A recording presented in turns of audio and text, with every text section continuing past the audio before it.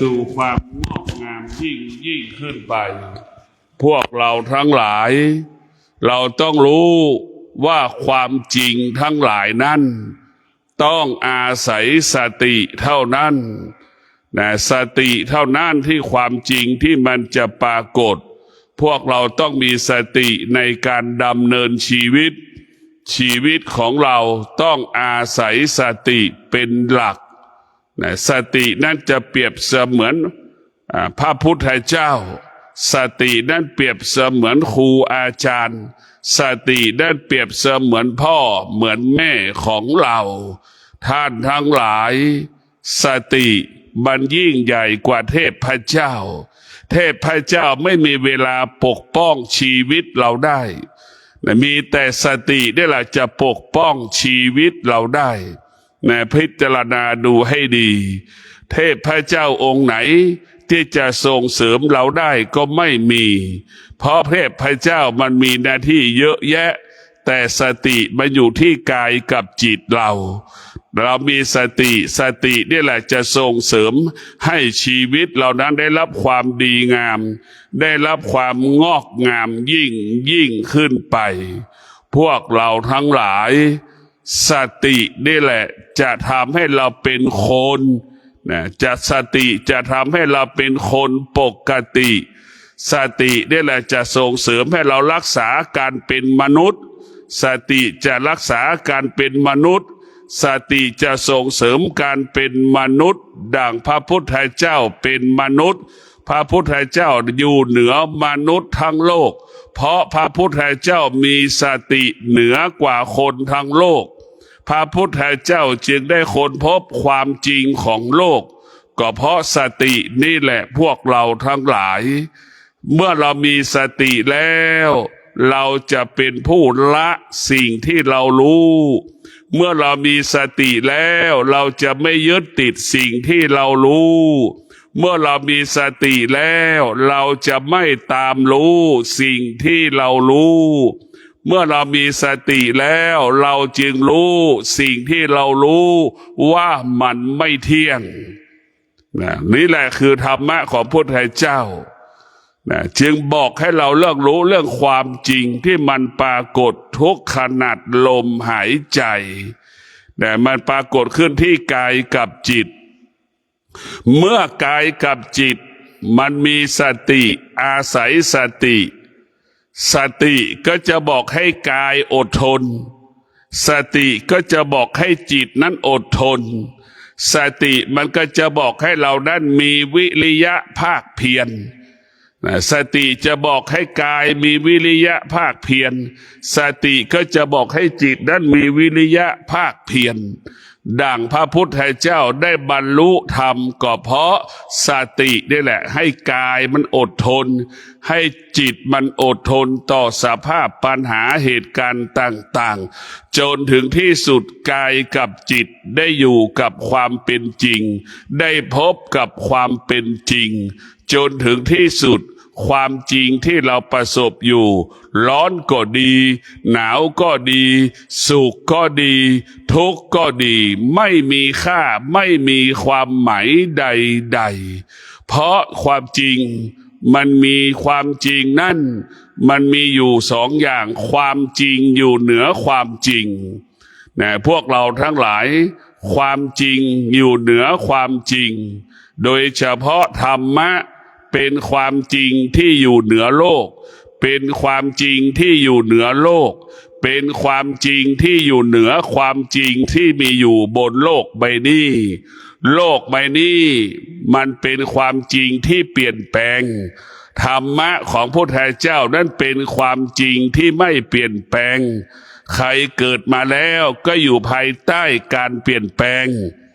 มาพวกเราชาวทั้งหลายคนที่เกิดขึ้นมาทั้งโลกอยู่ภายใต้การเปลี่ยนแปลงของคำว่าแก่เจ็บป่วยตายนี่แหละอยู่ภายใต้สิ่งเหล่านี้ได้อยู่ภายใต้การเปลี่ยนแปลงเพราะฉะนั้นพวกเราทั้งหลายพระพุทธเจ้าคือธรรมะอยู่เหนือการเปลี่ยนแปลง บอกสอนให้เราเข้าใจอยู่กับการเปลี่ยนแปลงให้ได้ สอนให้เราเข้าใจว่าสิ่งที่มันเปลี่ยนแปลงมันเป็นปกติของมันไม่มีอะไรที่มนุษย์เกิดมาแล้วไม่เปลี่ยนแปลงไม่มีแต่มนุษย์เกิดมาแล้วมันเกิดมา1 วันมันก็แก่1 วันแต่พวกเราทั้งหลายเกิดมา1 เดือนมันก็แก่1 เดือนเกิดมา1 ปีมันก็แก่มา1 ปีนี่แหละคือการเปลี่ยนแปลงที่มันปรากฏแต่พวกเราทั้งหลายระหว่างที่มันเปลี่ยนแปลงถ้าเรามีสติเราก็จะถ้าเรามีสติระหว่างที่มันเปลี่ยนแปลงเราก็จะดำรงตนด้วยธรรมแต่เรามีสติดำรงตนด้วยธรรมเช่นสติมันจะบอกให้เราดำรงตนด้วยศีลเนี่ยสติมันจะบอกให้เราดำรงตนด้วยศีลกายของเราต้องประกอบไปด้วยศีลจิตของเราต้องประกอบไปด้วยศีลดังคำว่าทำความดีด้วยกายทำความดีด้วยวาจาทำความดีด้วยใจคำว่าความดีก็หมายถึงศีลเราจะทำความดีใดๆทุกครั้งต้องประกอบไปด้วยศีล ความดีนั้นเป็นความดีอันประเสริฐเป็นความดีที่คนทุกคนยอมรับเป็นความดีที่เหล่าเทวดาทั้งหลายยอมรับเป็นความดีที่พ่อแม่ของเรายอมรับเป็นความดีที่คนใกล้ตัวของเรายอมรับความดีใดๆที่เกิดจากศีลประกอบไปด้วยศีลเป็นความดีที่เป็นสากลเป็นความดีที่คนทุกคนยอมรับสรรเสริญดังพระพุทธเจ้าดำรงตนด้วยศีลทั้ง5 ข้อดังพระอรหันต์ทุกพระองค์ดำรงตนด้วยศีลทั้ง5 ข้อดังหลวงปู่มั่นครูบาเจ้าศรีวิชัยดังพระบาทสมเด็จพระเจ้าอยู่หัวรัชกาลที่9ดำรงตนด้วยศีลนี่แหละทำให้เราเคารพและศรัทธาแต่เราจะเห็นว่าบุคคลที่ดำรงตนด้วยศีลกลายเป็นบุคคลตัวอย่างเป็นบุคคลแบบอย่างให้กับโลกดังเช่นพระพุทธเจ้าจึงเป็นผู้ดำรงตนด้วยศีลจึงเป็นบุคคลตัวอย่างของโลกจึงเป็นบุคคลแบบอย่างของโลกคนทั้งโลกจึงเอาพุทธเจ้ามาเป็นแบบอย่างตัวอย่างนะเราจะเห็นได้พระอรหันต์ทั้งหลายก็เดินตามรอยพระพุทธเจ้าแต่พระอรหันต์เดินตามรอยพระพุทธเจ้าเอาพระพุทธเจ้ามาเป็นต้นแบบมาเป็นแบบอย่างเช่นเดียวกับพ่อแม่ทุกคนดำรงตนด้วยศีลดำรงตนด้วยศีลพ่อแม่ก็เป็นต้นแบบอย่างให้กับลูกแต่พวกเราทั้งหลายวันหนึ่งพ่อแม่หมดลมหายใจไปลูกก็จะเอาพ่อแม่นั่นแหละมาเป็นต้นแบบอย่างดำรงตนด้วยศีลประพฤติตนด้วยศีลเอาศีลมากำกับเอาศีลมากำหนดเอาศีลมาควบคุมกายวาจาใจของเรานี่แหละพวกเราทั้งหลายต้องเข้าใจธรรมะมันจะบอกมันจะสอนให้เราเนี่ยดำเนินชีวิตด้วยศีลพวกเราทั้งหลายดำเนินชีวิตโดยใช้สมาธิดำเนินชีวิตโดยใช้ปัญญาศีลสมาธิปัญญาเป็นหลักของการพัฒนาเป็นหลักของการแก้ปัญหานะท่านทั้งหลายศีลสมาธิปัญญาจึงเป็นหลักให้กับชีวิตของเราให้เราต้องพิจารณาบุคคลที่ดำรงตนด้วยศีลกับบุคคลที่ล่วงละเมิดศีลย่อมแตกต่างกันนี่แหละคนที่มีธรรมะกับคนที่ไม่มีธรรมะก็ย่อมแตกต่างกันเราจะเห็นได้ว่าสิ่งที่จะทำให้เราแตกต่างกันนั้นคือธรรมะ แต่คนจำนวนมากไม่ได้คิดว่าคนมีธรรมะแตกต่างกันแต่คนจำนวนมากเข้าใจว่าการมีเงินทำให้เราแตกต่างกันคนจำนวนมากเข้าใจว่าเรามีการศึกษาย่อคนที่มีการศึกษากับไม่มีการศึกษาแตกต่างกันนะอันนี้แหละคือคนที่มีสติปัญญาจึงรู้ว่าศีลห้านี่แหละทำให้เราเสมอกันเนี่ยธรรมะทำให้เราเสมอกันแต่พวกเราทั้งหลายเพราะศีลห้าเป็นความจริงของชีวิตคนที่มีการศึกษาแต่ไม่มีศีลห้าเห็นไหมพวกเราทั้งหลายคนที่มีการศึกษาไม่มีศีลห้าไม่เป็นที่ยอมรับคนที่ไม่มีการศึกษาแต่ดำรงตนด้วยศีลห้าเป็นที่ยอมรับเราจึงรู้ว่าศีลธรรมะคือศีลห้า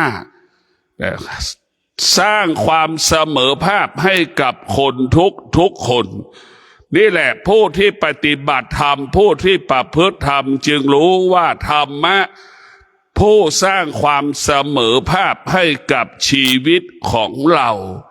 ให้เราเข้าใจเช่นนี้นะคนที่มีสติคนที่มีปัญญาจึงรู้ความจริงว่าธรรมะอยู่เหนือการศึกษาธรรมะอยู่เหนือเงินทรัพย์สมบัติที่เรามีอยู่บุคคลที่มีสมบัติก็เข้าใจว่าเรามีสมบัติเหนือกว่าบุคคลอื่นๆสมบัติที่เราได้มาเกิดจากการล่วงละเมิดศีลนะพวกเราทั้งหลายการได้มาซึ่งสมบัตินั้นก็ไม่มีความสุข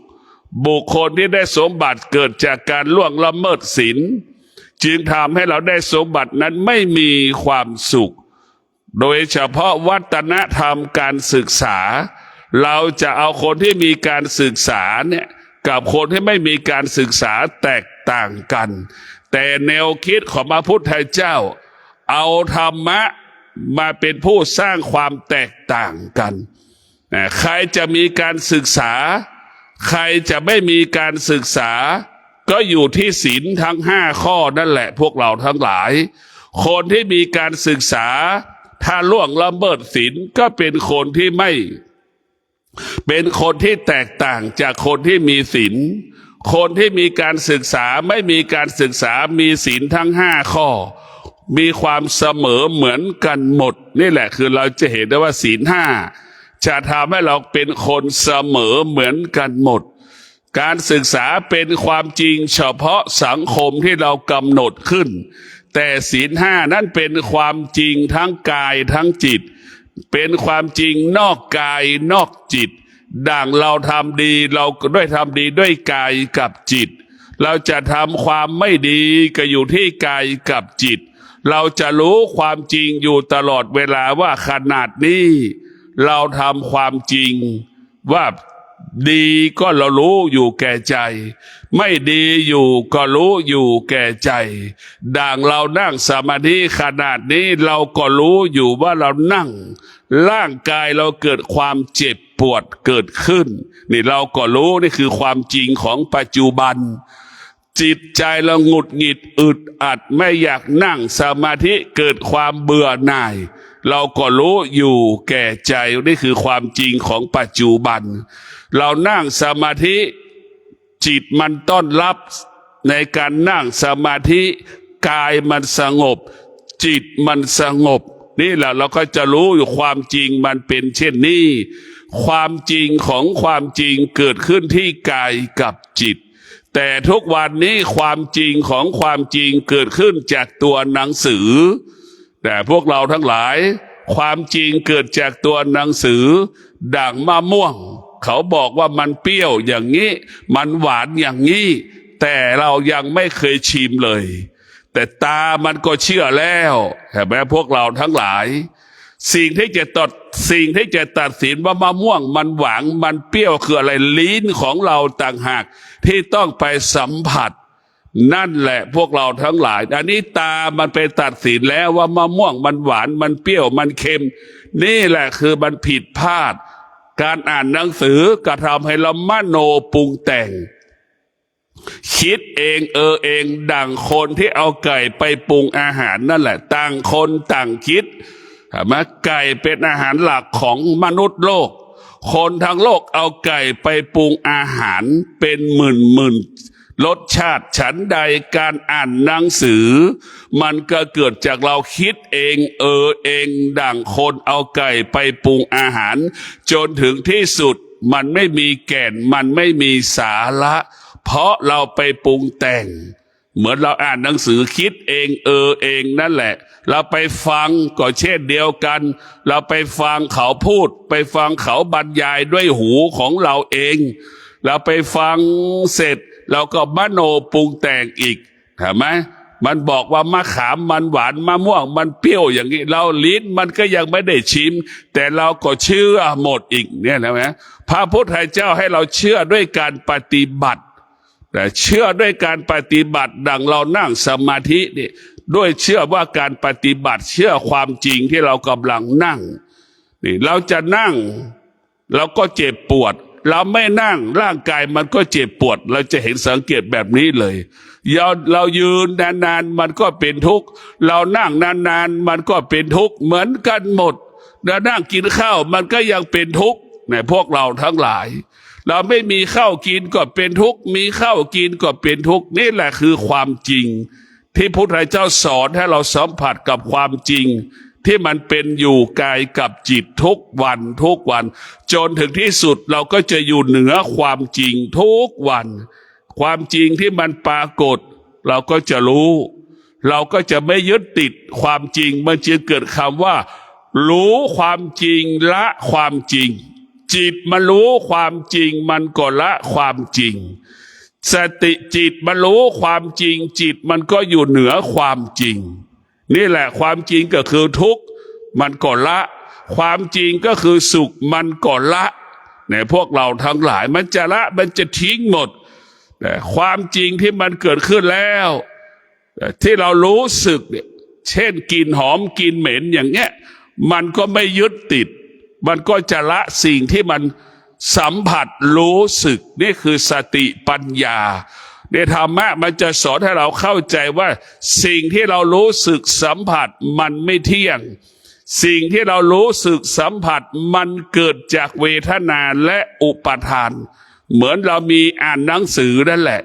เราอ่านหนังสือแบบมะม่วงมันหวานมันโมมันคุยมันสารพัดมันเขียนแต่เราก็ไปเชื่อมันมีอุปาทานเข้าไปติดมีเวทนาเข้าไปยึดผสมลมแล้วมันจึงเกิดความว่าผิดพลาดเกิดขึ้น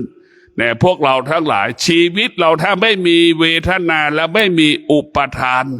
ชีวิตเราจะสงบสุขชีวิตเราจะเกิดคำว่าสันติสุขที่มันวุ่นวายทุกวันเนี่ยก็เพราะมันมีเวทนามีความรู้สึกนี่แหละพวกเราทั้งหลายความรู้สึกคือการปรุงแต่ง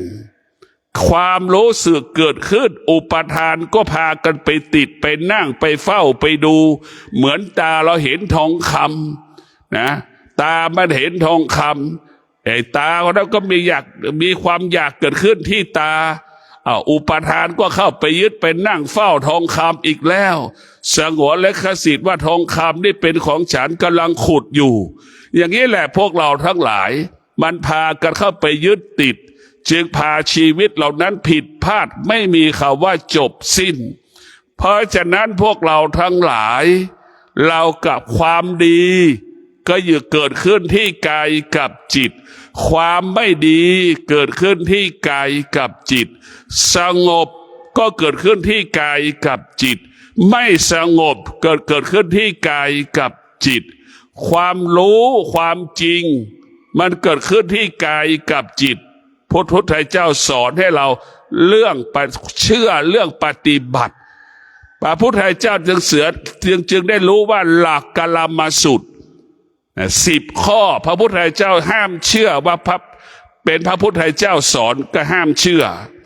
แม่สอนก็ห้ามเชื่อแต่ให้เชื่อเรื่องความจริงนะเชื่อเรื่องความจริงเท่านั้นต้องสิ่งที่พ่อแม่สอนพุทธเจ้าสอนต้องนำตนไปปฏิบัติให้เข้าถึงความจริงดังที่พระพุทธเจ้าได้อบรมสั่งสอน ดังพุทธเจ้าบอกว่ามะม่วงมันเปรี้ยวอย่างนี้เราก็พยายามหามะม่วงนะเข้าถึงมะม่วงเอามะม่วงมาปลูกเราจนออกเป็นต้นออกเป็นลูกจะได้ชิมรสชาติมะม่วงตั้งแต่ลูกเล็กลูกกลางโตแล้วก็หามแล้วก็สุกอย่างนี้เราได้ชิมรสชาติมะม่วงนี่แหละคือการปฏิบัติให้เชื่ออย่างนี้แต่ทุกวันนี้เราไม่เชื่อแต่เราทุกวันนี้เราไปเชื่อโดยตามโนปรุงแต่งจึงทำให้เราผิดพลาดในการตัดสินใจซื้อสิ่งของก็ผิดพลาดเห็นไหมจมูกไปสัมผัสกับกลิ่นต่างๆไปตัดสินใจก็ผิดพลาดหูได้ยินเสียงนะเวลาตัดสินใจก็ผิดพลาดมันผิดพลาดไปหมดมันมโนปรุงแต่งเรามันมีเวทนาและอุปาทานจึงทำให้เราผิดพลาดตลอดการเวลาพวกเราทั้งหลายเราต้องพิจารณาเมื่อเรามีสตินี่มันจะควบคุมจิตจะควบคุมกายทั้งกายทั้งจิตจะอาศัยกันเรียกว่ากายกับจิตรวมกันจึงเกิดสิ่งนี้ขึ้นเรียกว่าความดีแต่ถ้ากายกับจิตมีสติรวมกายกับจิตรวมกันเรียกว่าอาการสองสิ่งรวมกันคือกายกับจิตจึงเกิดคำว่าถ้ากายกับจิตมีอาศัยสติกายกับจิตก็จะรู้เรื่องความจริงดำเนินชีวิตด้วยศีลสมาธิปัญญากายกับจิตเรียกว่ากายกับจิตอาศัยสติจะดำเนินชีวิตด้วยความสงบสุขเช่นเดียวกับอาการสองสิ่งรวมกันคือกายกับจิตรวมกันแล้วกายกับจิตอาศัยความคิดกายกับจิตนั่นก็จะทำความไม่ดีแต่ทำความไม่ดีแต่กายกับจิตอาศัยสติจะทำความดีกายกับจิตไปอาศัยความคิดมันจะทำไม่ดีแต่ความคิดมันเปลี่ยนแปลงและแปรสภาพความคิดเป็นเรื่องของความโลภความโกรธความหลงความคิดเป็นของนอกกายสติเป็นของที่อยู่ในกายดังคนจำนวนมากที่มีสติจะเห็นว่าความทุกข์ทั้งหลายเกิดขึ้นที่กายทั้งสิ้นความทุกข์ทั้งหลายเกิดที่จิตทั้งสิ้นจึงรู้ว่าความสุขทั้งหลายเกิดที่กายกับจิตทั้งสิ้นจนถึงที่สุดจึงรู้ว่าความสุขก็ดีความทุกข์ก็ดีเป็นเหตุให้เกิดความทุกข์ทั้งสิ้นเนี่ยสูงสุดเมื่อจิตเราเกิดปัญญาเราจะเห็นว่าความสุขก็ดีความทุกข์ก็ดีเป็นเหตุให้เกิดความทุกข์ให้กับชีวิตของเราทุกข์มันก็เปลี่ยนแปลงสุขมันก็เปลี่ยนแปลงเมื่อเรามีปัญญาเราจะอยู่เหนือการเปลี่ยนแปลงเมื่อเรามีปัญญาเราจะไม่ยึดติดสิ่งที่เปลี่ยนแปลงถ้าเรามีปัญญาการเปลี่ยนแปลงที่มันปรากฏก็ไม่มีค่าไม่มีความหมายใดๆดังสุขกับทุกข์มันปรากฏเกิดขึ้นแล้วมันก็เปลี่ยนแปลงดวงจิตที่มีปัญญาดวงจิตที่มีธรรมดวงจิตที่มันมีวิชาปัญญามันจะไม่สะเทือนมันจะไม่หวั่นไหวขอให้ท่านทั้งหลายได้เอาจิตกับกายอาศัยธรรมเหล่านี้แหละจึงจะเกิดขึ้นกับชีวิตของเราดังคำว่าอาการสองสิ่งรวมกันจึงเกิดสิ่งนี้ขึ้นดังแท้กายกับจิตรวมกันแล้วกายกับจิตรวมกันจะทำชั่วก็อยู่ที่กายกับจิตใช่ไหมจะทำดีก็อยู่ที่กายกับจิตจะได้เป็นพระพุทธเจ้าก็ด้วยกายกับจิตจะเป็นโจรก็ที่กายกับจิตจะเป็นพระชั่วพระดีก็อยู่ที่กายกับจิตจะเป็นพ่อแม่ชั่วที่ดีก็อยู่ที่กายกับจิตจะเป็นลูกชั่วลูกดีก็อยู่ที่กายกับจิตเพราะฉะนั้นพวกเราทั้งหลายนี่แหละบุคคลที่มีสติแล้วก็มีวิชาปัญญาจึงเห็นความจริงเกิดขึ้นที่กายของเราความจริงเกิดขึ้นที่จิตของเราจนถึงที่สุดความจริงที่มันเกิดด้วย วิชาปัญญามันจึงรู้ว่าธรรมะภาคปฏิบัติเรียกว่าพระวิปัสสนาเป็นเหตุให้เกิดพระไตรปิฎกเป็นเหตุให้เกิดคำว่าพระปริยัติธรรมเนี่ยพวกเราทั้งหลายต้องเข้าใจว่าเป็นเหตุให้เกิดคำว่าพระปริยัติธรรมก็เกิดจากคำให้เกิดคำว่าปริยัติธรรมนี่แหละเนี่ยที่เราอ่านหนังสือพระไตรปิฎกพระสงฆ์สามเณรเรียนนักธรรมชั้นตรีชั้นโทชั้นเอกนี่แหละประโยค 1 ถึงประโยค 9ก็เกิดจากธรรมะภาคปฏิบัติเพราะธรรมะมันเกิดจากจิตธรรมะไม่ได้เกิดจากต้นไม้ธรรมะไม่ได้เกิดจากภูเขาธรรมะไม่ได้เกิดจากงัวจากควายธรรมะมันเกิดที่กายกับจิตบุคคลที่พระพุทธเจ้านั่งสมาธิเห็นไหมปฏิบัติตนประพฤติตนจนถึงที่สุดจึงได้ค้นพบความจริงไปฟังอาจารย์สัญชัยไปฟังพราหมณ์สำนักต่างๆพระพุทธเจ้าไม่ได้คำตอบจากสำนักต่างๆขณะที่ออกบวชจนถึงที่สุดพระพุทธเจ้าจึงลาอาจารย์ออกไปสู่สถานที่หาความสงบจนถึงที่สุดพระพุทธเจ้าได้เป็นพระพุทธเจ้าก็ด้วยตัวพระพุทธเจ้าเองคือตนและเป็นที่พึ่งแห่งตนให้เราเข้าใจเช่นนี้นะพวกเราทั้งหลายเรายามใดที่เราทุกข์ขอให้เรามีสติจงรับรู้ว่าความทุกข์ทั้งหลายเป็นสิ่งที่ไม่เที่ยงนะให้รู้อย่างนี้ยามใดที่เรามีความสุขให้เราท่านทั้งหลายจงรับรู้ว่าความสุขมันเป็นสิ่งที่ไม่เที่ยงจงรับรู้ว่าสิ่งที่เราพอใจก็เป็นสิ่งที่ไม่เที่ยงจงรับรู้ว่าสิ่งที่เราพอใจมันก็เป็นสิ่งที่ไม่เที่ยงจึงรู้แล้วว่าสิ่งที่เรารู้สิ่งที่เราสัมผัสที่มันผ่านตาหูจมูกลิ้นกายใจของเรานั้นมันไม่เที่ยงมันไม่เที่ยงนี่แหละเรารู้ด้วยวิชาปัญญาจึงรู้แจ้งรู้จริงนะรู้แจ้งรู้จริงรู้ความจริงที่ชัดเจนปรากฏและเรียกว่าความจริงจึงอยู่เหนือความจริงเราจะสังเกตพ่อแม่ครูบาอาจารย์ของเรานั้นอยู่เหนือความจริงทุกประการนะพ่อแม่ครูบาอาจารย์เราจึงอยู่เหนือความเจ็บปวดที่มันปรากฏเวลาเจ็บพ่อแม่ครูบาอาจารย์ก็มีความพร้อมที่จะเจ็บจะป่วยไม่ต่อต้านความเจ็บป่วยตรงกันข้ามผู้ที่ไม่ปฏิบัติธรรมดวงจิตไม่มีธรรมป่วยไม่พร้อมที่จะป่วยเห็นไหมต่อต้านการเจ็บป่วยกลัวการเจ็บป่วยเห็นไหมนี่แหละมันแตกต่างกันผู้ที่ดวงจิตที่งอกงามด้วยวิชาปัญญาจึงรู้แจ้งซึ่งความจริงป่วยพร้อมที่จะป่วย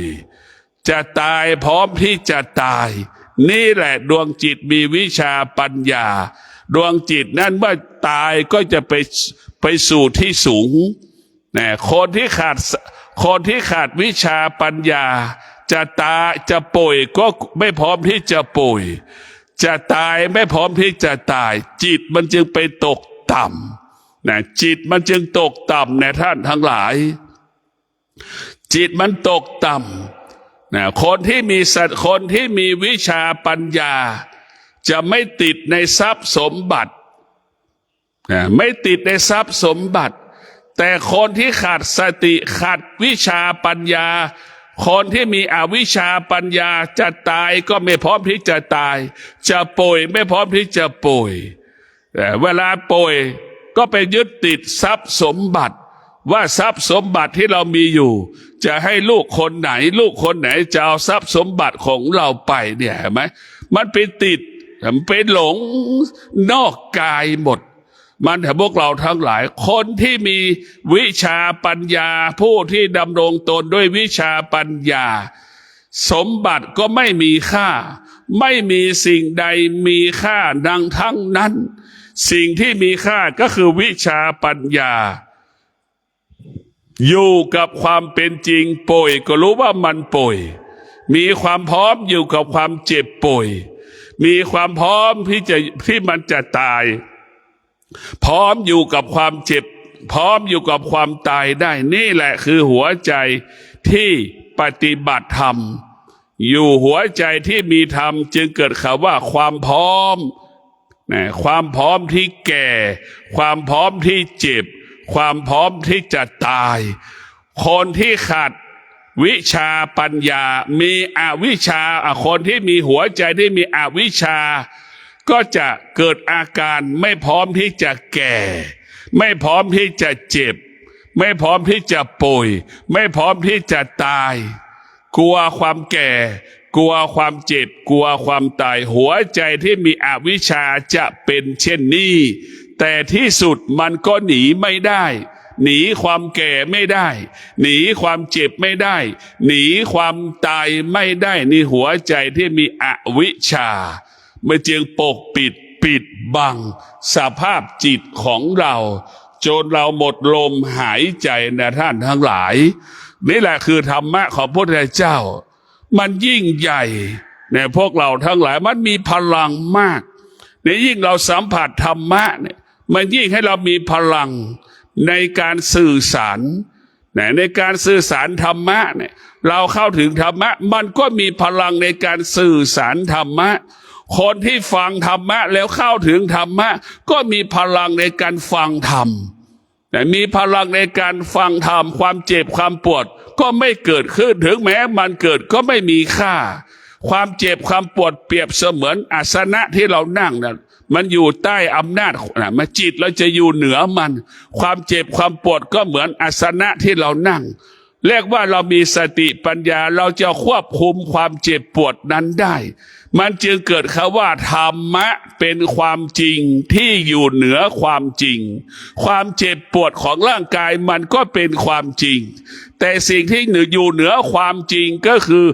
วิชาปัญญาอยู่เหนือความจริงของความเจ็บปวดความเจ็บปวดมันไม่เกิดมันไม่มีให้เราเข้าใจว่ามันเกิดมาแล้วความเจ็บปวดมันอยู่ที่กายกับจิตไม่มีใครไม่เจ็บไม่ปวดมันไม่มีนี่ไม่มีใครเกิดมาไม่แก่ไม่เจ็บไม่ตายไม่มีเนี่ยคือรู้แจ้งซึ่งความจริงการเป็นมนุษย์รู้แจ้งซึ่งความจริงของการเป็นมนุษย์ก็คือวิชาปัญญาเราจะอยู่เหนือสิ่งที่มันเป็นอนิจจังทุกขังอนัตตาเราจะอยู่เหนือเวทนาและอุปาทานเราจึงอยู่เหนือขันธ์ทั้งห้าเราจะอยู่เหนือขันธ์ห้าและพวกเราทั้งหลายผู้ที่มีวิชาปัญญาจึงรู้ว่าขันธ์ห้านี่แหละเป็นอุปสรรคเป็นปัญหาต่อการพัฒนาของธรรมะภาคปฏิบัติขันธ์ทั้งห้านี่เป็นอุปสรรคปัญหาต่อการพัฒนาการดำเนินชีวิตของเราขันธ์ห้าเนี่ยมันไม่ใช่เรื่องธรรมะภาคปฏิบัติขันธ์ห้ามันเป็นอุปสรรคปัญหาของคนทั้งโลกในพวกเราทั้งหลายขันธ์ห้ามันเป็นเรื่องของคนทั้งโลกมันเป็นอุปสรรคปัญหามันเป็นสิ่งที่ชั่วร้ายพอสมควรพระพุทธเจ้าจึงให้เราแก้ไขขันธ์ห้าของเราให้เราเข้าใจเรื่องขันธ์ทั้งห้าของเราไปติดในร่างกายของเรานี่แหละพวกเราหลงเกลียดร้อนหนาวกายมันเกิดเป็นพวกเราทั้งหลายเราต้องรู้และขันธ์ทั้งห้านี่เนื้อหนังมังสาของเราเป็นสิ่งที่น่ากลัว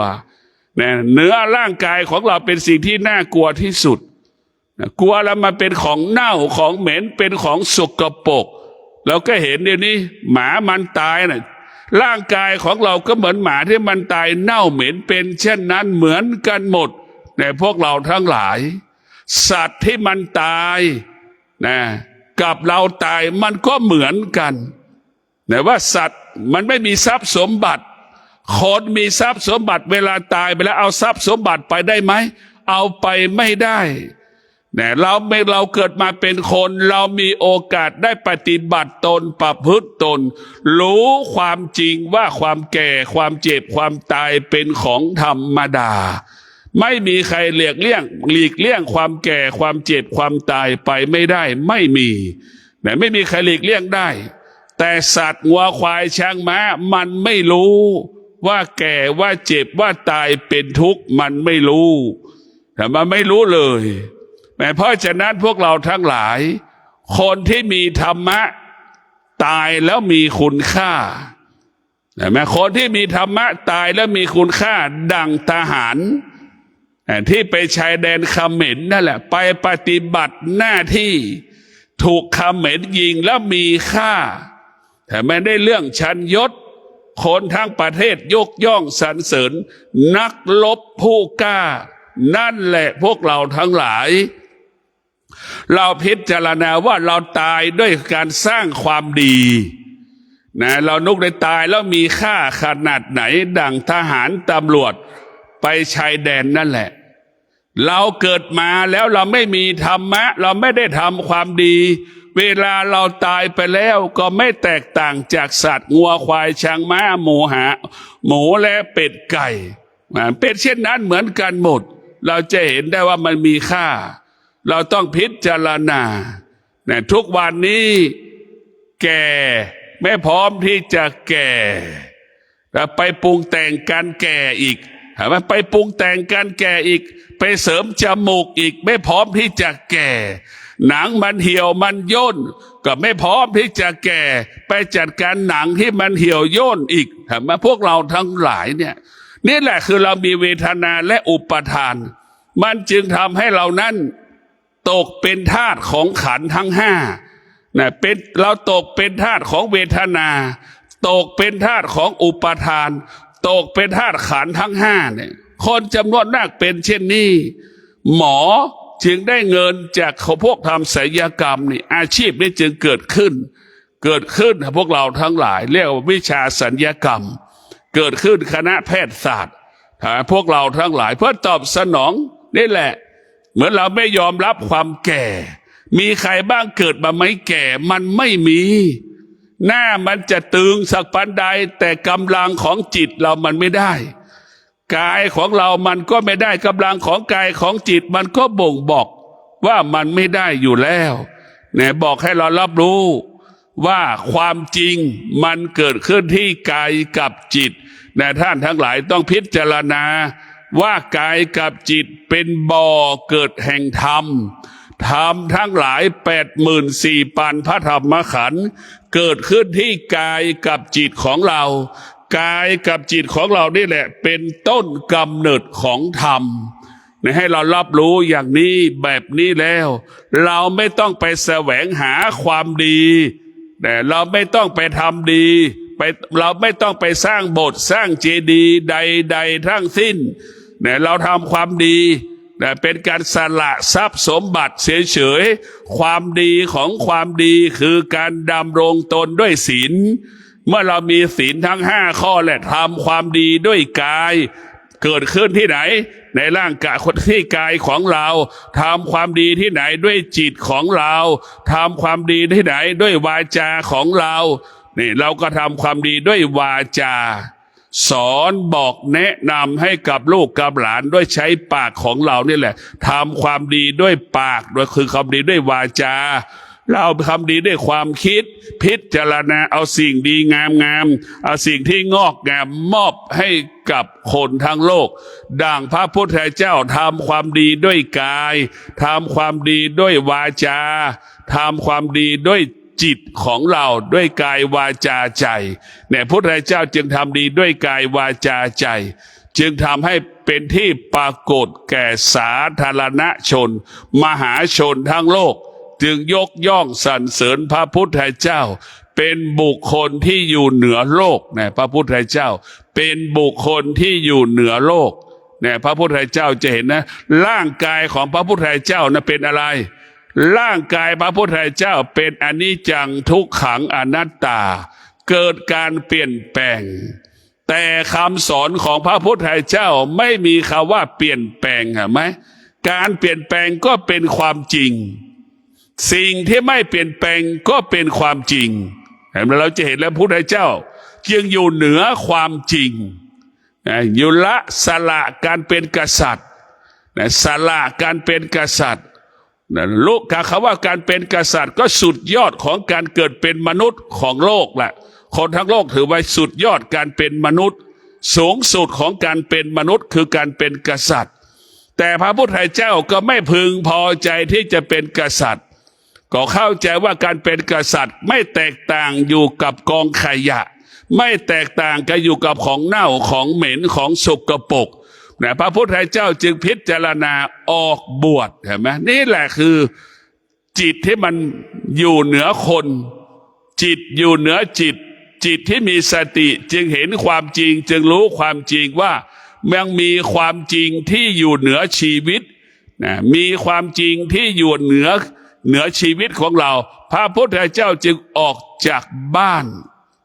สาเหตุที่ออกจากบ้านพวกเราทั้งหลายบ้านมันวุ่นวายนะพุทธเจ้าจึงไปอยู่ป่าเราจะเห็นว่าพุทธป่านั้นเป็นสิ่งสำคัญที่สุดเป็นสิ่งแวดล้อมที่ดีที่สุดพวกเราทั้งหลายการที่เราไม่รับรู้นะการที่เราไม่รับรู้นี่ทำให้กายวาจาใจเราสงบนะเราสังเกตได้เราไปอยู่ในป่านี่เราเป็นภาวนาอยู่ในป่าเนี่ยเราไปธุดงค์อยู่ในป่าเนี่ยรู้ได้แล้วว่าหูมันไม่ทำงานหูมันรับรู้เฉยๆได้ยินเสียงนกแค่นั้นแหละเห็นไหมมันไม่มีความโลภความโกรธความหลงได้ยินเสียงนกมันกลับมีความสุขในเสียงของนกเห็นไหมหูมันไม่ทำงานหูมันไม่ใช้พลังงานเลยตื่นมาเราอยู่ในป่าก็เห็นแต่ต้นไม้ตามันก็ไม่มโนปรุงแต่งไม่มีความโลภความโกรธความหลงใดๆตามันอยู่กับต้นใบไม้ต้นไม้เห็นไหมตามันก็ไม่ใช้พลังงานเรียกว่าร่างจิตของเรามันไม่ได้ใช้พลังงานมันจึงเกิดเขาว่าไม่หิวพวกเราทำไมครูบาอาจารย์ปู่ฤาษีนักพจน์นักบวชอยู่ในป่าก็เพราะว่าตาหูจมูกลิ้นกายใจเราเนี่ยพลังมันไม่ใช้พลังงานเมื่อมันไม่ใช้พลังงานความว่าหิวก็ไม่เกิดนะมันก็คงตัวไว้พลังงานมันมีอยู่ไอ้เราสังเกตว่าเราทำงานทั้งวันเห็นไหมมันเหนื่อยพอมันเหนื่อยแล้วมันกินมากเห็นไหมหูได้ยินเสียงเกิดความพอใจเกิดความไม่พอใจเกิดขึ้นมันนี่คือพลังเราใช้พลังงานแล้วเราสูญเสียพลังงานไปเท่าไหร่ตาเห็นรูปพอใจไม่พอใจเกิดขึ้นอีกจมูกสัมผัสกับกลิ่นพอใจไม่พอใจเกิดขึ้นเนี่ยเราสูญเสียพลังงานเราใช้พลังงานในพวกเราทั้งหลายตาเราก็เหมือนแบตเตอรี่แหละมันใช้จนหมดหูของเราก็เหมือนแบตเตอรี่จมูกของเราเหมือนกับแบตเตอรี่มันจบมันหมดพวกเราไม่ได้เติมมันเลยนี่แหละมันใช้พลังงานจนหมดมันแล้วจะกินเห็นไหมแต่ตรงกันข้ามนักพจน์นักบวชอยู่ในป่ามีน้อยกินน้อย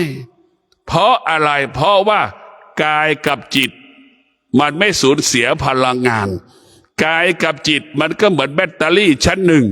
แต่แม้มันเก็บไว้อย่างดีเก็บพลังงานไว้อย่างดีเลยคือตาก็สงบหูก็สงบจมูกก็สงบลิ้นก็สงบกายก็สงบจิตก็สงบเมื่อความสงบแบบนี้เกิดขึ้นมันกลายเป็นที่เก็บแล้วได้บอกแล้วว่าพลังความสงบเปรียบเสมือนพลังงานมันเป็นพลังงานเหมือนแบตเตอรี่ใหม่ๆสดๆนั่นแหละพวกเราทั้งหลายมันเก็บไปหมดเต็ม100%นะถ้าเราใช้หูของเราตาหูจมูกลิ้นกายใจเนี่ยมันไปถูกกระทบไปพอใจไม่พอใจมันมโนปรุงแต่งโอ้ยทุกทั้งวันเครียดทั้งวันเห็นไหมมันจึงกินมากเพราะมันใช้พลังงานมันจึงหิวอย่างคนเครียดทั้งหลายทั้งปวงกินจนอ้วนเห็นไหมพวกเราทั้งหลายต้องพิจารณาพ่อแม่ครูบาอาจารย์แม้กระทั่งอาตมาเองไปในป่าจะสังเกตอยู่ตลอดเวลาว่าทำไมเราไม่หิวก็จึงมาเกิดพิจารณาว่าตาของเรามันไม่ใช้พลังงานหูของเรามันไม่ใช้พลังงานร่างกายของเราไม่ใช้พลังงานมันมีคำว่าความสงบมันก็เหมือนแบตเตอรี่ใช้พลังงานน้อยที่สุดแบตเตอรี่พลังงานเราถึงมีมากขอให้ฝากให้เราได้พิจารณาให้เราพิจารณาว่าธรรมะก็ดีคำสอนของพระพุทธเจ้าก็ดีเกิดขึ้นที่กายกับจิตของเราขอให้เราได้โปรดพินิจพิจารณาว่าความจริงเกิดขึ้นที่กายกับจิตความจริงที่อาศัยสติก็จะอยู่กับความอดทนอยู่กับวิริยะภาคเพียรจะพาเราไปสู่ความจริงของความเป็นจริง ถ้าความจิตของเราความไปอาศัยความคิด เราก็ไปอยู่กับสิ่งที่เป็นอธรรมสิ่งที่เป็นอกุศลอยู่กับสิ่งที่ไม่ดี ขอให้เรารู้ว่าดีก็ดีอยู่ที่กายกับจิตไม่ดีก็ดีก็อยู่ที่กายกับจิตกายกับจิตเป็นต้นกำเนิดของความจริงทั้งชั่วและดีขอเจริญพร